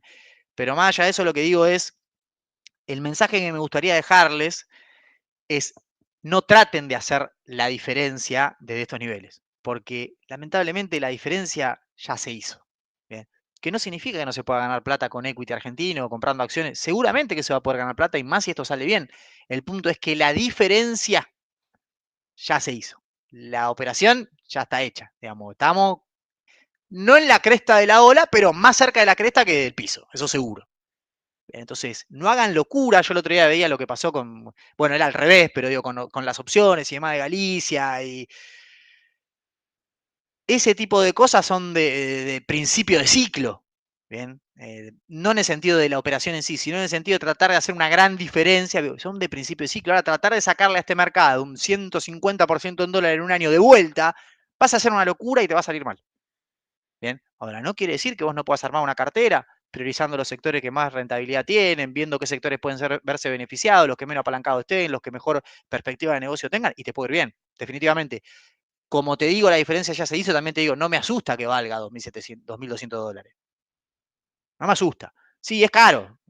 Lo vimos en 400, así que imagínate que después de esa volada, me parece que se va a tomar en algún momentum. Pero también piensen que una parte de esto, no tanto en equity, sino en renta fija sobre todo, una parte de esto se hizo sin ficha de afuera, o sea, sin flujo de afuera.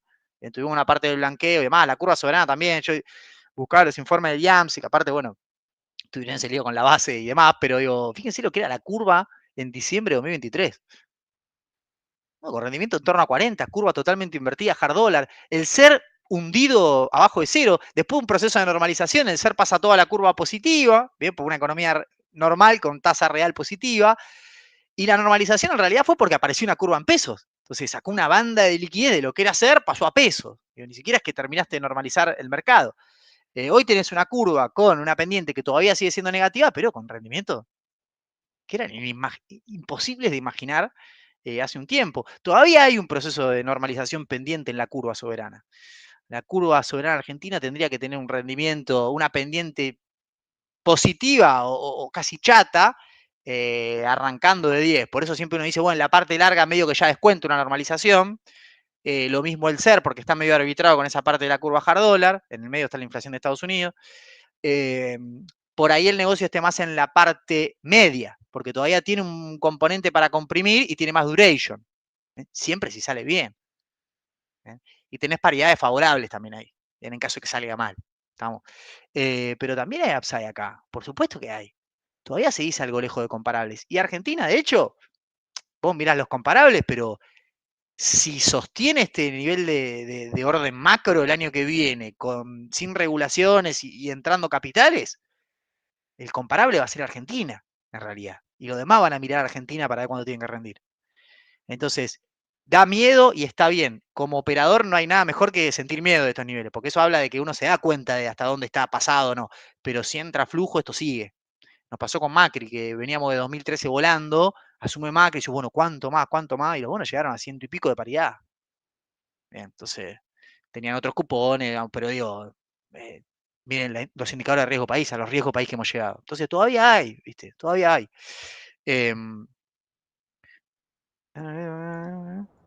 Sí, Javier, todavía podemos entrarle. El techo de la curva SER, sí. El techo de la curva SER se lo pone la curva hard dólar. Pues si la curva hard dólar comprime, te baja el techo y el SER baja también. Digamos, no va a bajar el SER si la curva si la curva hard dólar no baja. Salvo que meta más regulaciones o hagas algo medio raro. Digo, en principio deberían estar arbitrados. Tampoco es que es perfecta ese arbitraje, que siempre hay 2,3, 2,5 de diferencia entre una curva porque es la inflación implícita del CPI estadounidense. No es que es perfecto, pero tiene algún sentido lógico que vos no entregues más de la inflación estadounidense entre esas dos curvas. Si no te conviene una de las dos, está desarbitrada. Así que bueno, hacia adelante, no sabemos cuánto va a durar, qué tan lejos llegará, pero daría la sensación que se viene una nueva Argentina. No una nueva Argentina en el sentido de que se refunda el país y vamos a tener próceres nuevos y vamos a poner una estatua de Milei. No, digo que va a terminar esta transición y va a aparecer un nuevo modelo, que es el modelo de Milei, un modelo de apertura, de regulación, que yo creo que tiene un equilibrio de tipo de cambio más bajo, donde va a haber sectores que pierden y otros que ganan. Entonces, bueno, por eso digo, la gente se acelera mucho con lo que sucede. No entiende, un poco se excita y proyecta, pero falta todavía. Falta para que aparezca el modelo, para que tengamos la enfermedad holandesa y haya un cambio de estructura. Falta, digamos, recién se hicieron las correcciones, va a un año. Digo, van 6 meses de transición hacia un modelo. Literal todavía está el cepo puesto, o sea que no. Entonces, bueno, en el corto plazo, ¿qué ve uno? Bueno, Lo que sí veo que ya cambió y que me parece que hacia adelante hay que cambiar el chip es la nominalidad. Me parece que la marea de nominalidad que teníamos hace un tiempo bajó, y cuando la nominalidad baja, yo lo digo de esta forma que suena medio raro, pero es así, cuando la nominalidad baja se acaba la joda y hay que ponerse a laburar. Para nosotros en el mercado se acaban los arbitrajes de esta curva, de esto, de la regulación de acá. Ahora hay que empezar a ver bien cuando recomiendo una empresa. Bueno, igual ustedes ya lo hacen, digo, pero de hecho veo sus posts ahí analizando balances y demás, pero digo, meterse balance por balance, ser fino, ¿viste? Buscar la empresa, buscar el sector, meterle toda una dinámica a eso, porque antes era, ¿viste? Medio, tenías un lío. En la macro en general, para los empresarios, los sindicatos, era un lío.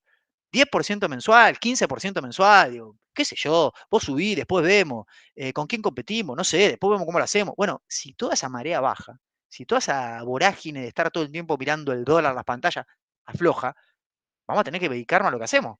Y el verdulero va a tener que dedicarse a vender verdura, y el que labura en un banco se va a tener que dedicar a hacer carpeta para meter préstamo, y ustedes se van a tener que dedicar a leer balance para recomendar las mejores acciones a sus clientes.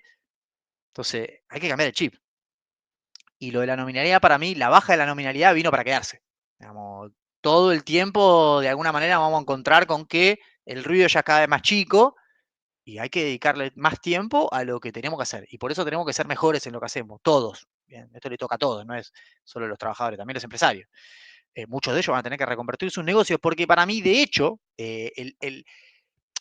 el talón de Aquiles, o el tendón de Aquiles, nunca sé cómo se dice, pero eso, de este modelo, es el tipo de cambio. A mí me da la sensación, desde el día 1 lo dije, o desde el día 2, cuando se abortó la dolarización, así como estaba planteada en la campaña, que el equilibrio de este modelo es con un tipo de cambio real más bajo, y eso nos va a dejar algunos sectores, bien, por eso aparece esto de la enfermedad holandesa, sí, para mí hay algo de eso, creo que va a haber algo de eso. El punto es cómo vos manejás esa transición, porque es una transición, de vuelta. Todavía no desapareció ningún sector, no es que, ¡pum!, ya desapareció toda la industria. No, todavía está ahí. Hay sectores que la están pasando mal, otros que se están acomodando, pero hay un proceso. Bueno, hay que ver cómo se maneja esa transición. El RIGI es una transición, porque el RIGI te puede generar en otros sectores un boom en otros sectores que pueden absorber recursos que salen de... Es un proceso de cambio estructural que es doloroso, no es que, como decía yo en el podcast hace poco, no es que el tipo que trabajaba en una metalurgia en San Martín se va a Vaca Muerta a laburar en una petrolera. Eso no es tan fácil. Por ahí sí en un manual, pero no en la vida real. Entonces digo, eso lleva tiempo, es doloroso. Pero digo, si el RIGI empuja mucho, la transición por ahí es menos dolorosa. Si el cepo se estira más tiempo, la transición se puede hacer más ordenada. Si el costo argentino baja más rápido, tal vez con este tipo de cambios, sectores que pensábamos que no, por ahí sí les alcanza. Entonces, de vuelta, no hay nada, esta es una moneda al aire, esto, qué sé yo. Pero sí de fondo da la sensación de que si Argentina abre su cuenta capital, el equilibrio de este modelo es con un tipo de cambio más bajo. Bien, por el simple hecho de que, bueno, los ministros de Economía no han sido tan soviéticos, pero digo, tenés un gobierno que dejó de ser la Unión Soviética y pasó a ser un gobierno que pasó a ser un gobierno de mercado, así que no fuimos una punta a la otra. Entonces, naturalmente, toda esa espuma cambiaria baja, toda esa espuma de explota baja, y encontrás otro equilibrio. ¿Bien? En 2025, Trump y Brasil van a ser un desafío. ¿Bien? Trump porque va a llevar aranceles al Congreso, va a tener una política fiscal que por ahí no sea tan agresiva como esperábamos, pero digo, ahí tengo un ruido porque creo que el dólar se va a apreciar en términos reales y eso siempre nos pega mal a nosotros, más cuando Brasil ya está en un problema serio, que ahora les muestro algo sobre eso. Lo de la actividad también ahora se los muestro, lo de los rebotes también, o sea, esto que tenemos hoy puede continuar, incluso mejorando en el margen con la nominalidad bajando, digamos, se puede encadenar algo bueno el año que viene. Ni que hablar si tenemos suerte con el clima, ni que hablar de que si llueve en enero, a todo lo bueno que pudimos haber encontrado este año se suma un agro que está para sumar divisas. ¿Bien? Un sector energético que te suma 5 billion neto todos los años, parece que era menos 5, ahora es 5, el que viene es 10, el otro es 15, bueno, vaya a 5 billion neto por año. Vamos a ver qué hacemos con la cuenta financiera, pero por la cuenta financiera, para mí también el neto va a ser positivo si liberás.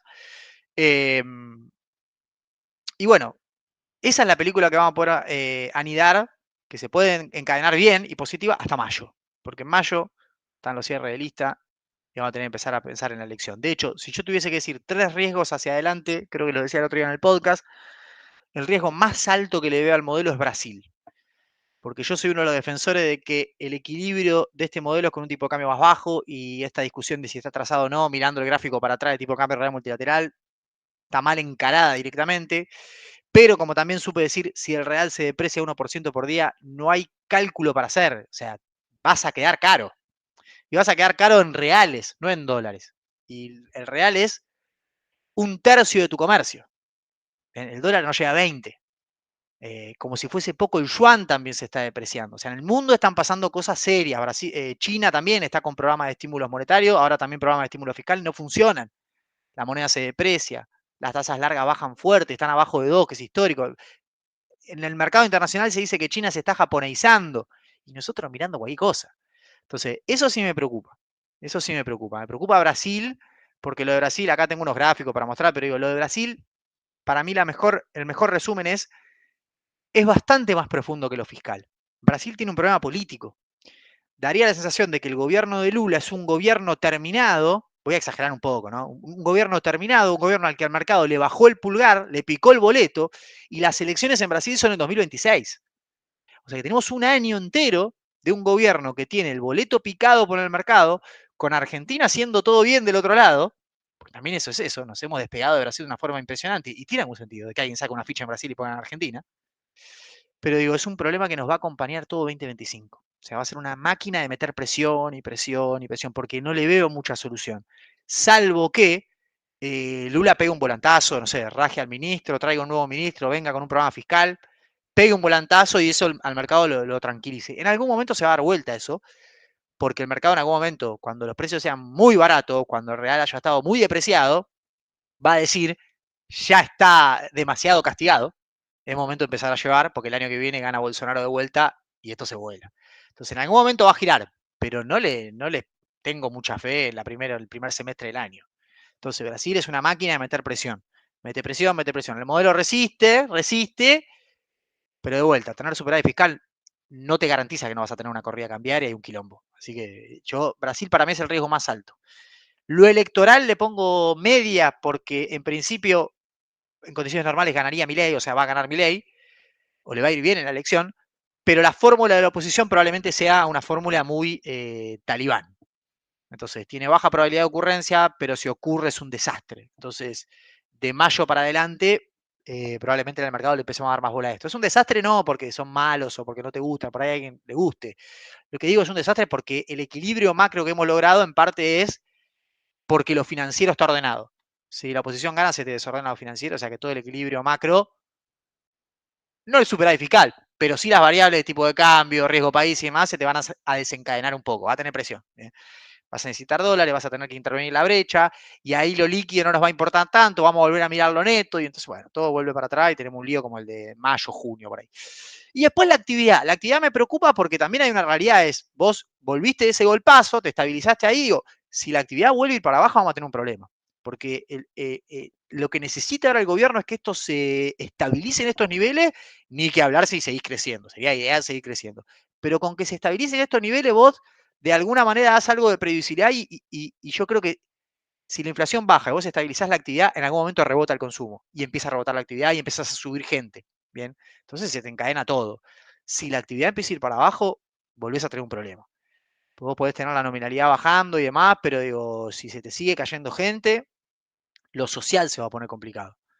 Entonces digo, no le veo mucha probabilidad de ocurrencia a eso, a que la actividad vaya para abajo. La inflación está bajando, hay un montón de inversiones anunciadas en el RIGI, de alguna manera vos no diste mucha señal de que vas a liberar el cepo en el corto plazo, o sea que hay margen todavía hay crédito, las empresas se pueden financiar, todavía hay tiempo, no le pongo, pero sí me gustaría que el gobierno mire los números de actividad y que se preocupe por el mes a mes. Bien. Eventualmente, en el peor de los casos, si la actividad empieza a mostrar señales muy negativas, el gobierno puede gastar un poco más. Para eso compró el margen. Bien. E incluso si sale todo bien, puede gastar y bajar impuestos todo el mismo año. Bien. Bueno, nada, lo de Brasil tengo algunos gráficos, lo de tipo de cambio real también, pero me extendí bastante, así que por ahí mejor dejará preguntas. Acá tienen los gráficos de resultado fiscal de Brasil, cómo pasó del 1,20 y pico de superávit a menos 2,5 de déficit Lula en un año y pico. Es la inversa de Milei. O sea, hizo al revés. ¿Bien? Si Milei es el peluca, este es el pelado, porque, o sea, un desastre, y el mercado en algún momento le pasó a precio buena parte de esto. Digo, y los paquetes fiscales que vienen hacia adelante no convencen, y entonces entramos en un circuito vicioso, que de fondo tiene el problema de que viene de perder elecciones municipales y de que ya todos lo miran como diciendo este tipo el año que viene pierde. Bien, ganó Trump, ganó Milei, acá va a volver a ganar Bolsonaro o alguna forma de esas. Bien, a un candidato más de ese tipo. Entonces ya le pican el boleto. Por eso digo, ¿se puede revertir? Sí, porque los mercados no militan. Pero va a tener que pegar un volantazo Lula. Que es un volantazo de, bueno, no sé, se me ocurre por decir algo. Digo, cambiar el ministro de Economía, traer un programa fiscal que tranquilice a los mercados y le permita hacer una transición hasta la elección. Que incluso le va a permitir hacer un mejor resultado electoral. Porque así como va, digamos, que los brasileños te hablen del dólar, es algo que yo no vi, desde que tengo uso de razón, no lo vi nunca. Los tipos te hablan del dólar hoy. Así que bueno, no sé si hay alguna duda, hay algunas preguntas en el chat. Tremendo, Sar, muy bueno. La verdad que es súper completo, da casi 1 hora y media hablando. No queremos robarte mucho más tiempo. Vamos a tomar alguna que otra pregunta que nos hayan dejado en el chat para ir cerrando Dale. y poder interactuar un poquito con algunos de todos los oyentes que han estado aquí. Me pareció muy interesante una pregunta de Maximiliano Bianquet que tenía que ver un poco con el tema de los costos en dólares, ¿no? Porque uno por ahí analiza el tema de la recuperación, pero ve que en relación a eso, él lo plantea con un caso concreto que dice que es arquitecto y ve que los costos en dólares, a pesar de este orden macro que venimos dando, o sea, los costos en dólares de construcción están súper altos. Entonces, ¿cómo de alguna manera eso se va a recuperar o cómo podríamos empezar a ver una mejora de los precios en dólares de los distintos activos de la economía? Y si eso se va a dar recién cuando haya una baja de impuestos o qué tiene que pasar para que esos costos en dólares empiecen a bajar. Bueno, voy a ser malo, baja de impuesto en la construcción no creo que le pegue mucho porque si hay algo que no pagas impuestos, digo, en general el sector. Pero digo, no, más allá de la broma. Para mí el problema de la construcción, obviamente, con brecha chica, al contado con liquidación, construir el metro cuadrado te queda caro. Se te acerca mucho al precio del metro cuadrado en capital, que están 2.000 y pico de dólares. Sí, se achica mucho el negocio. De hecho, si vos te fijas, la construcción rebota solo los meses que sube la brecha. ¿Dónde tuviste el rebote de la construcción? Creo que fueron mayo y junio, fueron los 2 meses donde la brecha había volado. ¿Por qué? Porque mejoró la ecuación precio-costo. Lo que yo creo, igual, más allá de todo, es que como el equilibrio de tipo de cambio para este modelo es parecido en términos reales al que tenemos hoy, que nos parece caro en dólares, esa ecuación, la única forma de resolverla es que el metro cuadrado suba. No el costo de construcción, sino el metro cuadrado. Y que aparezca al margen porque se revalorizó el metro cuadrado de las propiedades. Eso no lo vamos a tener hasta que no haya palanca hipotecaria. ¿Hay palanca hipotecaria? Sí, algo, pero todavía muy poquito. Entonces el metro va despacio y el costo sube. Bueno, el metro cuadrado sube por escalera y el costo sube por ascensor porque la brecha te bajó 300 pesos y quedaste carísimo. Sí, totalmente. También hay realidad que es que los precios de la construcción o de los materiales en la última parte del año anterior habían volado a un precio de 2.000 y después cuando el dólar bajó, buena parte de ellos no retrocedieron. Entonces por eso te quedan tan caros en dólares. Pero el caso de la construcción es un caso muy particular porque sí, de verdad, cualquier costo que miré quedaste carísimo. Bien. Yo creo que tiene de todo. Tiene la baja de la brecha, tiene un costo de reposición que terminalmente no se materializó y nadie bajó, y un metro cuadrado que no levanta. Es un caso muy particular el de la construcción. Pero en términos generales a la economía argentina, también lo que nos pasó es que nosotros, siempre, dependiendo en qué momento te pares, estuvimos muy baratos en dólares. Éramos literal Zimbabue en dólares. Bien. En el dólar oficial, el día después de la devaluación de diciembre, éramos el país más barato del mundo en dólares, que es este punto que vos tenés acá. Con lo cual es natural que vos en el año tengas inflación en dólares del 70-80%, porque vas a devolver una parte de esto. Lo mismo construcción, mira el contado con liquidación y mira la inflación en dólares del costo de la construcción al contado con liquidación y dice, che, pero se fue a la miércoles. Los precios suben en peso y el dólar baja. Sí, bueno, pero ¿de dónde veníamos, negro? Veníamos de precios de la construcción que no tenían ningún sentido al dólar paralelo. No digo construcción porque por ahí construcción justo no daba, pero digo, en la mayoría de los sectores que el tipo de cambio real multilateral al contado con liquidación esté en este nivel, te está diciendo que vos en dólares eras la economía más barata, era el momento donde más barato eras en dólares de toda tu historia.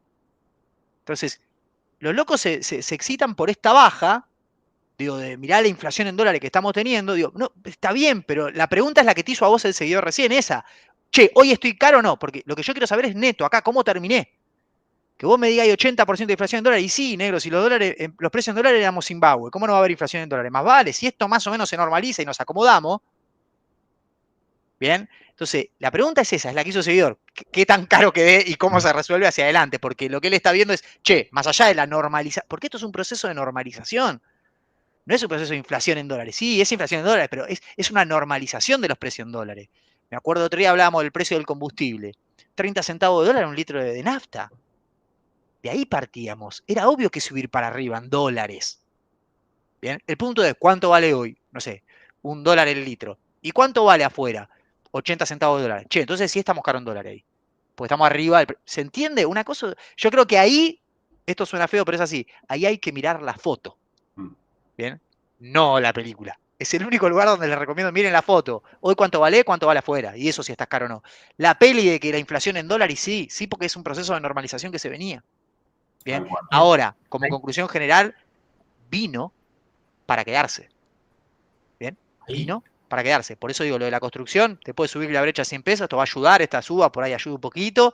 Pero digo, acá esa ecuación hay que resolverla por arriba. Lo que tiene que subir es el precio del metro cuadrado. ¿Bien? No bajar el costo en dólares. ¿Por qué? Porque bajar el costo en dólares implica o que bajen los precios en pesos o que ajuste el tipo de cambio para arriba. Y el equilibrio de este modelo es este tipo de cambio real o algo parecido a esto. Fantástico. Y con respecto a eso, ya que tocamos el tema del equilibrio del tipo de cambio financiero, hubo varias preguntas sobre el pequeño reacomodo que hubo del precio del MEP, del contado con liqui, del Blue estos últimos días, que estamos hablando de un 6% en el mes, ¿no? En el año igual viene muy por detrás de todo el resto de las variables. ¿Crees que esto viene un poquito más vinculado con lo que está pasando en Brasil y en otros emergentes? ¿Te preocupa? Porque es una pregunta que se ha repetido bastante. Preocupar no me preocupa. Explicación, la verdad, lo único que se me hubiese ocurrido antes es pensar que si Brasil se estresa tanto, vos tendrías que tener ruido. Ahora, hoy Brasil devolvió toda la suba del real y el contado fue para arriba, o sea, medio se despegó un poquito, si querés. Algo que me estaba haciendo ruido a mí, que yo creo que puede estar explicando, lo que pasa es que los volúmenes operados hoy en contracable en L30 eran significativos, pero en general, yo con la brecha prácticamente en cero, y más las comisiones de operar el 20% de cable, yo lo que esperaba es que los exportadores dejen de liquidar el blend. Ahí está la discusión de si es obligatorio, si no es compulsivo. Yo lo que me dicen algunos clientes es que no es obligatorio el 20%, que es que vos podés liquidar el 20%, pero digo, no siempre lo liquidás de manera inmediata o incluso cuando te bajan MEP a la cuenta directamente, los que no tienen cuenta del exterior, le bajan una cuenta en dólares. Entonces yo lo que pensaba es, si encima tiene costos transaccionales y el tipo de cambio están igual, te van a dejar de liquidar el 20%. Con lo cual, si te dejan de liquidar el 20%, por ahí hay un poquito de presión para arriba. ¿Me preocupa? No, hasta 1.100 pesos, ¿cómo me va a preocupar? No, es lógico que vos convivas con una brecha más o menos racional. ¿Se puede ir más arriba? Sí, se puede ir más arriba. ¿Dónde me empiezo a preocupar? Y bueno, es un poco, no sé si es un precio, es la dinámica. Si sigue con la velocidad de estos días, me voy a preocupar. Por más que no llegue a 1.200, en algún momento me preocuparé. Pero bueno, esto es medio lo lógico. Lo otro que era como demasiado optimismo, el modelo resistía mucho, resistía ya a fin de dañarse en algún punto, porque lo natural es que tu tipo de cambio se mueva un poquito cuando se mueve el real. Y no sucedía. Bueno, hoy tuvimos un movimiento de ese tipo. Hasta la zona de 1.100 me parece totalmente lógico y que se estabilice ahí me parece lo más prudente. También hay un componente de estacionalidad. Que vamos a ver cómo se desenvuelve. Pasó buena parte de la primera estacionalidad del mes. Vamos a ver ahora en la fiesta qué pasa con el dólar. Porque se ahora necesita tenés más peso. dos efectos también, viste, por un lado mucha demanda de dólares, de mucha gente que va a vacacionar afuera, digamos, sobre todo ahora. Los pagos de las vacaciones, Y por Brasil. otro lado también algo de demanda de pesos en relación a todo lo que... Sí, la demanda de peso, para la fiesta tendría que haber demanda de peso, con lo cual va a aparecer una oferta, me quiero imaginar. También es verdad que si se mueve un poquito la brecha, el 20% empieza a tener sentido liquidarlo. Se va a ir acomodando, o sea, de hecho, hace poco hablaba con dos clientes, que la pregunta era si estábamos para hacer carry, si endeudarse. Yo le digo, mira, palanca no agarré, porque, o sea, si la brecha literal es cero, apalancándote, ¿qué quieres buscar? Un dólar abajo del oficial, digamos, y aparte se arbitra, ¿no? No tiene sentido. Después, si vos tenés flujo en peso y querés hacer tasa, eso es otra cosa, digo, pero palanca en dólares no, es una locura, bien, de estos niveles. Y un poco la conclusión era, mirá, debería empezar a moverse entre 1.000 y 1.100, sería lo lógico. Bueno, estaba a 1.000 y seguía, se fue a 1.100. Bueno, está dentro de los parámetros normales. Si la semana que viene volvemos a charlar y está 1200, y bueno, ya es otra cosa, ¿viste? Total. Pero bueno, a veces asusta por lo rápido que fue un movimiento medio brusco. Pero no, entre 1000 y 1100 es lógico que se mueva ahí, más si no hay perspectiva de intentar nada raro con el cepo hacia adelante. Lo Por ahora no me raro era preocupa. que estuviese al mismo precio el Sí, merger mal. oficial. Eso era un poco más raro que tener A ver, el Suiza, si lo mantenías ahí estabilizado 2-3 meses más, hubiese sido ideal. Pero bueno, la zona de 1100 tampoco es algo que me preocupe mucho. Bien. Bien. Con Bueno, este vamos a pequeño ir. movimiento, no, nos vamos olvidando de que desaparezca el blend, ¿no? Para dar la Sí, sensación de pensaba que el eso blend también. va a Pensaba seguir, eso. ¿no? Pensaba eso. Yo creo que igual la eliminación del blend, el gobierno la debería hacer a partir del 1 de enero o por ahí, y el gobierno debería darse una regla a sí mismo. El gobierno hoy, de manera arbitraria, tira el 20% del mercado. Hizo bajar el dólar a 400 pesos. Y lo puso por debajo, dado los costos transaccionales, del otro dólar. Entonces vos decís, fue demasiado 20% en ese momento. Entonces, por ahí lo que conviene es traerte el blend al mercado de cambio, recuperar el superávit de cuenta corriente con el blend, o por ahí, y después date una regla que sea el 20% de las exportaciones del mes pasado, yo las puedo usar para intervenir de manera discrecional en el mercado. Y listo. Si necesitamos, usamos el 20, si no lo necesitamos, te quedaste todas las reservas. O sea, por ahí hay que ponerse un poco más creativo, nada más, pero sí, evidentemente, si te ralea 100 pesos en 3 días, es probable que lo quieran mantener. Y yo creo que es hora de traértelo, porque vas a bajar el clearing, vas a eliminar definitivamente el impuesto país, es natural que mucha importación vuelva al mercado oficial. Entonces, traete el 20% de expo también para darle pelea y seguir acumulando reservas. Impresionante. Bueno, vamos a ir cerrando ya. La verdad que llevamos más de 1 hora y media hablando. Impresionante. Ha habido en forma simultánea a lo largo de toda la charla más de 400 personas conectadas. Así que bueno, no más que en primer lugar agradecerle a toda la gente que estaba acá haciendo preguntas, participando, a todos los que nos han escuchado.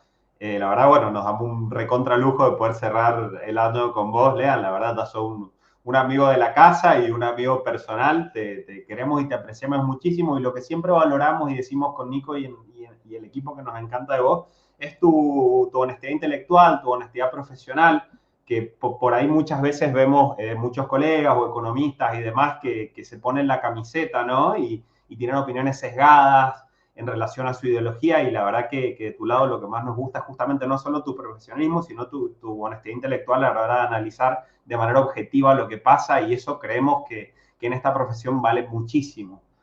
Así que bueno, nada, lo quería destacar específicamente este tema, y bueno, y agradecerte. La verdad, para nosotros es un lujo y nos encanta siempre poder compartir un ratito y charlar de economía con vos y con toda la comunidad. Así que agradecerte a vos, a todos los que han estado conectados, desearles también un excelente fin de año, unas felices fiestas, y bueno, nada, a seguir con este 2025. Seguramente tendremos muchas novedades, salida de cepo, en mayo ya, como decís vos, se empiezan a hablar listas, así que imposible aburrirse en Argentina realmente. Así es. Bueno, Fede, gracias por las palabras, Nico también, gracias a toda la comunidad de Inversiones Andina, que es como un segundo hogar para mí. Así que bueno, como hacemos cada tanto, en unos meses ya en 2025 nos volvemos a conectar y vemos a ver en qué le pegamos y en qué nos equivocamos. Así es, sí. Además, mira, ya cuando pasan 1 o 2 meses sin que vengas, ya todos empiezan a decir, che, el SAR, ¿qué pasó? ¿Qué pasó? Así que medio que ya sos parte de la casa. Bien, Cuando te excelente. desapareces, todos se preocupan. Así que Excelente. vamos a seguir manteniendo la misma dinámica seguramente el año que viene. Bueno, te vuelvo a Bueno, agradecer, muchachos, no te robo más tiempo. Gracias, SAR, un lujo, y gracias a todos los que han estado conectados a lo largo de Felicidades, Ari, y que venga con una copa bajo el brazo del uy, fin de por año, favor. ¿no? Que Sí, no, Santiago porque del yo no Estero. puedo pedir más nada. Igual este año ya salimos campeones, le ganamos el clásico. Pero bueno, si Pero viajo a estas alturas, voy a querer una final ganar. a un partido para Sí, estudiantes, de ahora está interesante para terminar bien el año. sí. Así que bueno. Bueno, gracias, felices fiestas y bueno, Igualmente, Dios un quiera abrazo grande. coronemos. Un placer, hermano. Un saludo Hasta grande y luego. gracias a todos los que han Chao, chao. estado. Buenas tardes y buenas inversiones para todos. Saludos.